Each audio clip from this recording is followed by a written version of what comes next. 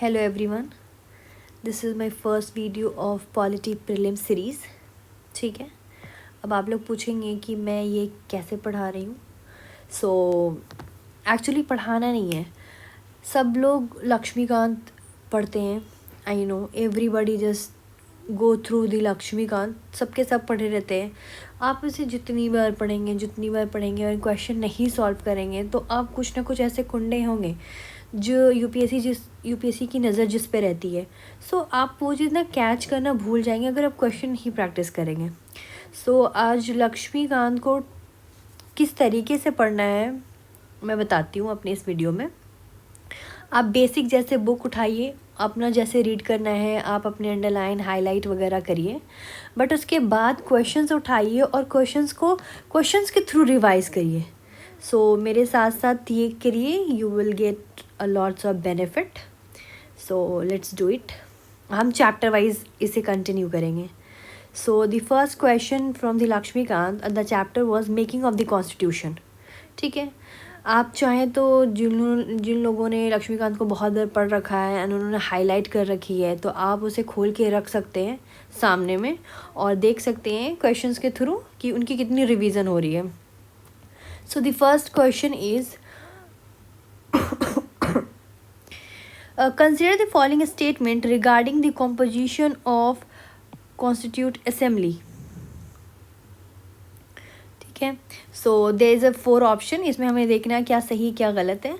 and the first option is the representative were to be elected from the 4 constituents Hindu, मुस्लिम, सिख या Christian. तो नहीं, अगर आपने लक्ष्मीकांत अच्छे से पढ़ी होगी तो आपने उसमें देखा होगा कि इलेक्टेड कम्युनल बेसिस पे तो बिल्कुल भी नहीं था। ठीक है, प्रोविंशियल असेंबलीज के थ्रू ये इलेक्ट होकर आए थे। ठीक है, और प्रिंसली एस्टेट के थ्रू नॉमिनेट होकर आए थे। This is an wrong option. और जो इलेक्ट होकर आए थे, इलेक्शन का भी क्या था, अडल्ट फ्रेंचाइज नहीं थी, लोग नहीं इलेक्ट कर सकते थे, इनडायरेक्ट इलेक्शन था या आपको सिंगल ट्रांसफेरेबल वोट के थ्रू था। This option is wrong, this is wrong. And the second is the chairman of the Union Constitution Committee was Sardar Vallabh भाई पटेल। नहीं, बिल्कुल भी नहीं। इनके ये यूनियन कॉन्स्टिट्यूशन कमेटी के कौन थे, ये थे हमारे जवाहरलाल नेहरू जी। ठीक है, and third option is the total strength of constitute assembly was 389, correct. जिसमें से 292 जो थे, 292 आपको प्रोविंशियल असेंबली से थे और 93 प्रिंसली स्टेट से और 4 जो थे चीफ कमिश्नर प्रोविंसेस से थे। तो यस, दिस इज़ करेक्ट।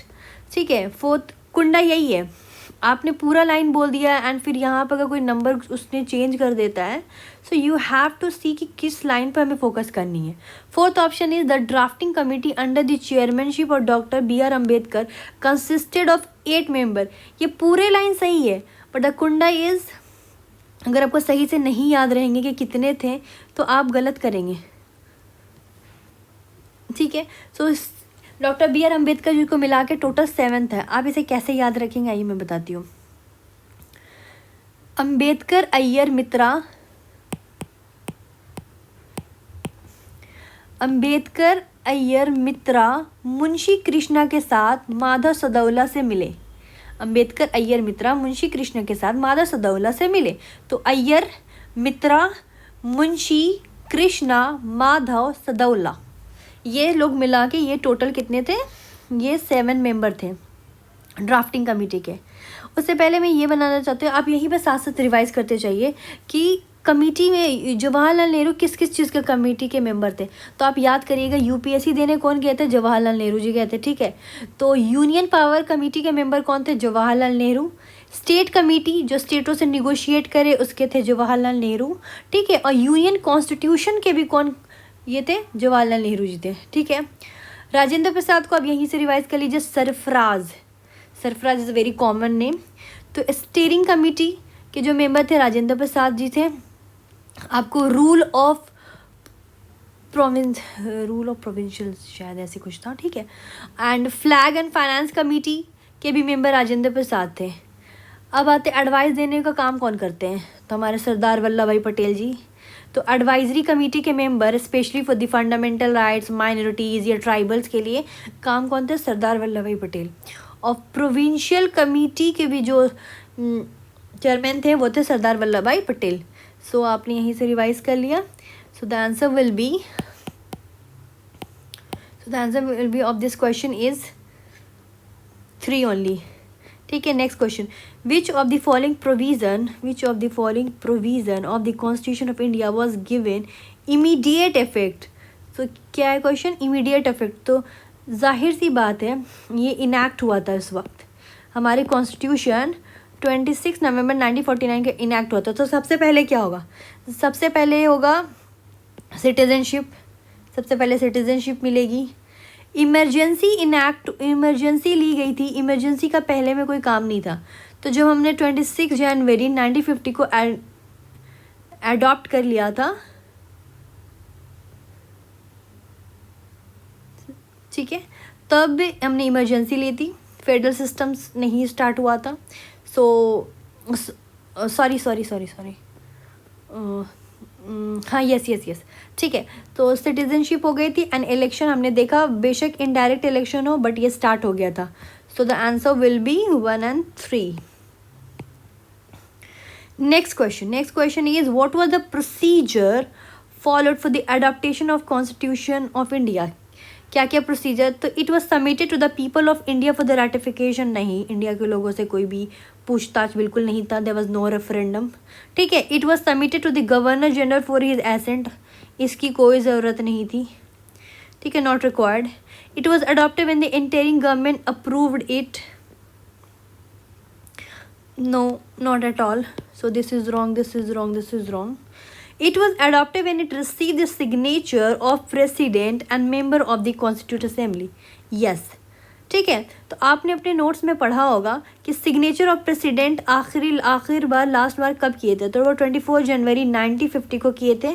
ठीक है, और उसी दिन हमारे नेशनल एंथम, नेशनल सॉन्ग और doctor Rajendra Prasad as a president बने थे। You can learn it as an ASP, anthem, song and president. ठीक है, ये कब हुआ था, 24 जनवरी 1950 को। नेक्स्ट आते हूँ among the following was the chairman of a state committee. मैंने अभी आपको पढ़ाया यूपीएससी स्टेट कमेटी कौन थे, तो जवाहरलाल नेहरू जी थे, सरदार वल्लभ भाई पटेल एडवाइजरी थे। ठीक है, डॉक्टर BR अम्बेडकर ये ड्राफ्टिंग से रिलेटेड थे, और Rajendra Prasad was president plus ये सरफराज। ठीक, नेक्स्ट आते हैं the constitution of India frame by constituent assembly was finally adopted and enacted. ठीक है, कब, तो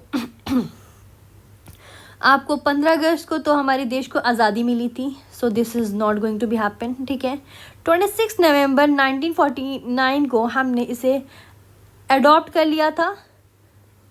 ठीक है, लेकिन इसे लागू किया था हमने कब, 26 जनवरी 1950 को। रिमेंबर, हमने 1950 26 जनवरी को किया। हमने इस दिन अपना रिपब्लिक डे सेलिब्रेट करते हैं। ठीक है, कुछ एक्स्ट्रा इन्फॉर्मेशन है जो आप यहाँ पर रिवाइज कर सकते हैं कि ड्राफ्टिंग कमेटी टोटल कितने 7 मेंबर थे। ठीक है, ड्राफ्टिंग कमेटी सबसे पहले कब इस्टेब्लिश हुई थी, तो वो 29 अगस्त 1947 को हुई थी। हमारी आज़ादी हो गई थी। ठीक है, 15 अगस्त 1947, उसके बाद 29 अगस्त 1947 को ड्राफ्टिंग कमेटी शुरू हो गई थी। 2 साल 11 मंथ और 18 दिन लगे थे। 2 साल 11 मंथ 18 दिन। टोटल सिटिंग 165 हुई थी और सेशन 12 हुआ था। So you have to remember this, छोटी छोटी चीज़ें, क्योंकि पॉलिटी में यही छोटे छोटे कुंडे होते हैं जो यूपीएससी पूछ देती है।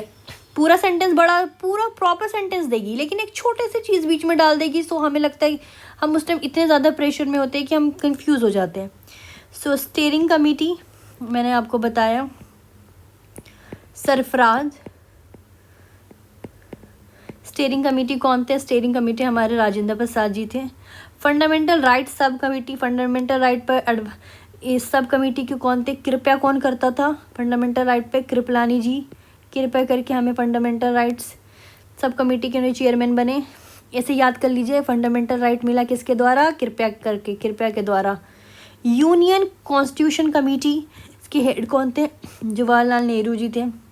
ठीक है, और उसके बाद आते प्रोविंशियल कॉन्स्टिट्यूशन कमेटी, ये कौन थे, सरदार वल्लभ भाई पटेल। तो आपको याद ही है सारे प्रिंसली स्टेट को इंटीग्रेशन का काम किन का था, इन्हीं का था। सो प्रोविंशियल इन्हीं से रिलेटेड होगा। सो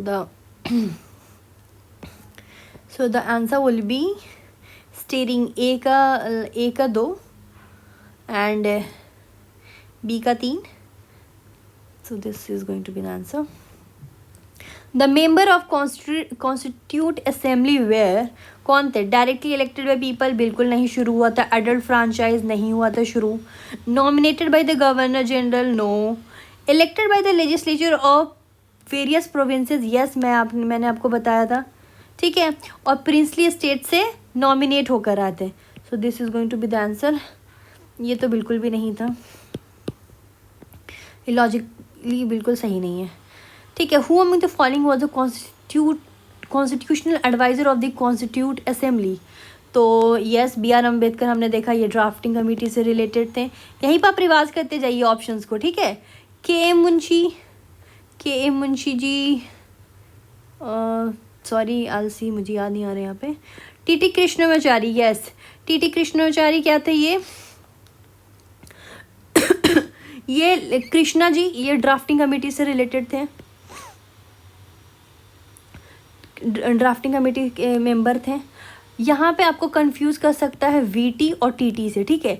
वीटी हमेशा याद करिएगा, वीटी कृष्णमाचारी जो थे ये वाइस प्रेसिडेंट थे। मैं आगे बताऊंगी आपको, ये वाइस प्रेसिडेंट थे, ठीक है। तो कंफ्यूज मत होना वीटी एंड टीटी से। तो द आंसर विल बी, जो एडवाइजरी थे, लीगल गाइडेंस देने वाले, वो कौन थे? Sir B N Rau. Next question is, the Constituent Assembly of 1946 was not elected on the basis of universal adult franchise, बिल्कुल सही। उस टाइम तो लोगों से वोट नहीं दिलाई जाती थी, सही है ये, ठीक है। And the Constituent Assembly was constituted under the scheme formulated by the Cabinet Mission Plan, yes, 1946 में कैबिनेट मिशन प्लान आया एंड इसी के द्वारा ये असेंबली बनी। सो A and R both are true and R is the correct explanation of A. Next, who among the following moved the objective resolution? Objective resolution किसने पास किया था? आप सबको पता ही होगा, जवाहरलाल नेहरू ने किया था।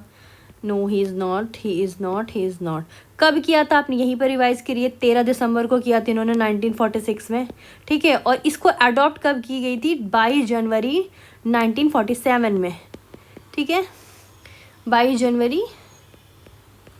जनवरी 1947. So this is important date. Consider the following statement. Dr. Sachidanand Sinha was elected as the provincial president. Yes. First meeting हमारी कॉन्स्टिट्यूट असेंबली की कब हुई थी? यहीं पर रिवाइज करिए, 9 दिसंबर 1946 को हुई थी। एंड द सेकेंड मीटिंग कब हुई थी? 11 दिसंबर। तो ये 9 दिसंबर को सबसे पहले इनको बना टेम्प्रोरी प्रेसिडेंट बनाई दी गया था, क्योंकि he was very old and he was very senior. And 11 दिसंबर को doctor Rajendra Prasad ji as a president consider हुए थे, और वाइस प्रेसिडेंट हुए थे S C. Mukherjee and V T. Krishnamachari, ठीक है, वी.टी. कृष्णमाचारी, ये दोनों वाइस प्रेसिडेंट कंसिडर हुए थे। सो the answer is both 1 and 2, ठीक है। फर्स्ट हो गया एक चैप्टर रिवीजन, वेरी इजी। आप एक क्वेश्चन के थ्रू करेंगे, आपका कॉन्सेप्ट और क्लियर होगा। कुछ एक्स्ट्रा इन्फॉर्मेशन है जो हमारे नोट्स और हमारी बुक्स में होगा, वो भी यहाँ पर आप रिवाइज कर लीजिए, ठीक है। So the extra information is कि नेशनल सॉन्ग ये हमारी अडॉप्ट हो गई थी, आपको सॉरी नेशनल सॉन्ग नहीं, नेशनल फ्लैग हमारी अडॉप्ट हो गई थी 22 जुलाई 1947 को ही ये अडॉप्ट हो गई थी, ठीक है। अब बाकी जो हमारे नेशनल एंथम हो गए या सॉन्ग हो गए या हमारे लाइक प्रेसिडेंट कौन होंगे, ये हमारी अडॉप्ट हुई थी 24 जनवरी 1949 को, सॉरी यार 1950 को, 24 जनवरी 1950 को। सो ये डेट इम्पॉर्टेंट है। एंड आप कुछ और चीज़ें भी रिवाइज कर लीजिए, जैसे हमारी जो कॉन्स्टिट्यूशन है दिस इज़ वेरी बिग, ये बहुत बड़ी है, तो इसे एलिफेंट साइज कंसिडर की जाती है, ठीक है।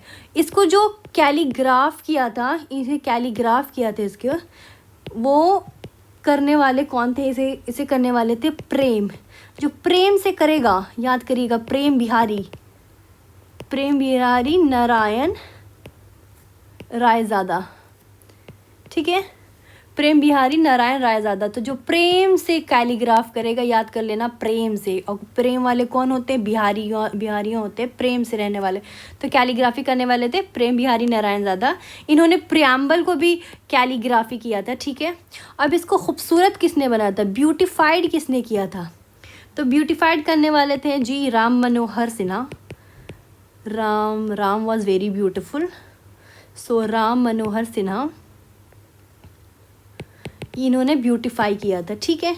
और हमारे कॉन्स्टिट्यूशन को हिंदी में किसने कन्वर्ट किया था?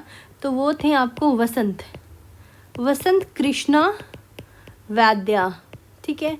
आप इसका नाम नहीं याद रहेगा तो आप ऐसे याद कर सकते हैं, वसंत ऋतु, वो मेरा सीज़न है ना, वसंत ऋतु। सो आप ऐसे याद कर सकते हैं। सो दिस इज़ ओवरऑल।